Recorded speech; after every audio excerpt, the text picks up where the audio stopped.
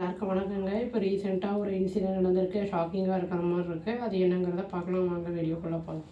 ஒரு ஆள் என்ன பண்ணியிருக்கான்னா, அவங்க அம்மாவை கொளுத்திட்டான். இந்த சென்ஸ் அவன் ரெஃப்யூஸ் பண்ணியிருக்காங்க. அவங்க அம்மா அவன் ஆல்கஹால் அவன் வேணும் அப்படிங்கிறதுக்காக பணம் கேட்டிருக்கான்.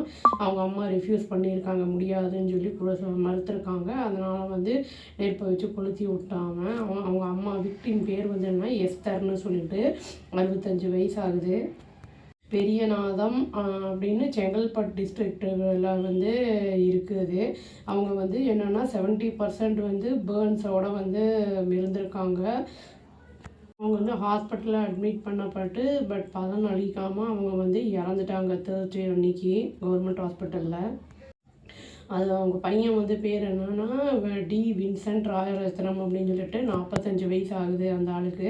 அவர் என்னென்னா கோஆப்ரேட்டிவ் சுகர் மில்லில் எம்ப்ளாயியாக இருந்திருக்காரு.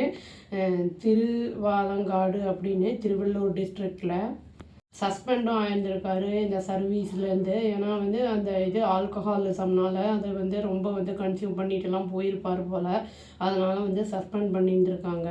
அதனால் அவங்க ஒய்ஃபுமே அவங்கள விட்டு போயிட்டாங்க அப்படிங்கிற மாதிரி நியூஸ் வந்திருக்கு. அவங்க குழந்தைங்கள பற்றிலாம் ஒன்றும் மென்ஷன் பண்ணல நியூஸில். ராஜரத்னம் அவங்க ஒய்ஃபு போன உடனே அவங்க அம்மா எஸ்தர் கூட இருந்துட்டு இருந்திருக்காரு. போலீஸ் சொல்கிறாங்க. லாஸ்ட் வீக் என்ன பண்ணியிருக்காங்கன்னா, இந்த ட்ரங்க் ராஜரத்னம் குடிச்சிட்டு சண்டை போட்டிருக்காரு அவங்க அம்மா கூட, எஸ்தர் கூட. எனக்கு திரும்பி பணம் வேணும் குடிக்கிறதுக்கு அப்படின்னு கேட்டிருக்காரு. அவங்க அம்மா முடியாதுன்னு சொல்லியிருக்காங்க. அவங்க நெருப்பை போட்டு விட்ருக்காங்க. எப்படின்னா அவங்க அம்மா தூங்கிட்டு இருக்கும்போது நெருப்பை அவங்க போட்டு எரிச்சான்.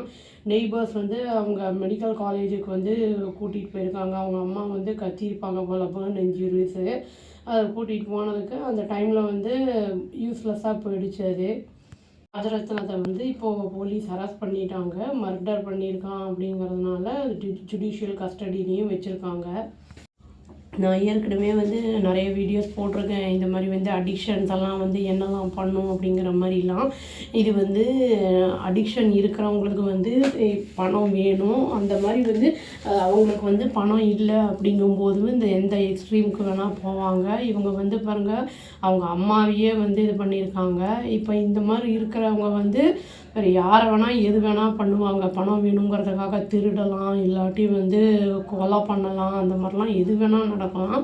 அதனால் நம்ம ஆரம்பத்துலேயே அதெல்லாம் இருக்கும்போது அவங்களுக்கு சைக்கலாஜிக்கல் இஷ்யூஸும் வரும், டிப்ரெஷனுக்குள்ளேயும் போவாங்க. அவங்க பணம் இல்லைங்கும்போது இந்த மாதிரி ஆல்கஹால்லாம் கன்சியூம் பண்ணிவிட்டு வேலைக்கெல்லாம் போகும்போது வேலையிலையும் தடங்கல்கள் வரும், பாதிப்புகள் வரும். இதெல்லாம் இரிட்ரேட்டாக இருக்கிறவங்கன்னா தெரியாதுன்னு சொன்னால், படித்தவங்க அந்த மாதிரி இருக்கும்போது அதெல்லாம் நம்ம தெரிஞ்சு நடந்துக்கிறது அப்படிங்கிறது நல்லது. இந்த அம்மா அந்த பையனோட நல்லதுக்காக சொல்லியிருக்காங்க கொடுக்க முடியாது அப்படின்னு. அவங்க என்ன கஷ்டத்தில் இருந்தாங்களோ தெரியாது நம்மளுக்கு. இந்த மாதிரி பண்ணதுக்கு அந்த பையன் கொடுத்த இது பரிசு இதுதான் அப்படின்னு சொல்லி வீடியோவை முடிச்சுக்கிறேன் நான். அவ்வளோதான். Thank you. Please do like, share and subscribe our channel and click the all option and tap the bell icon. Thank you.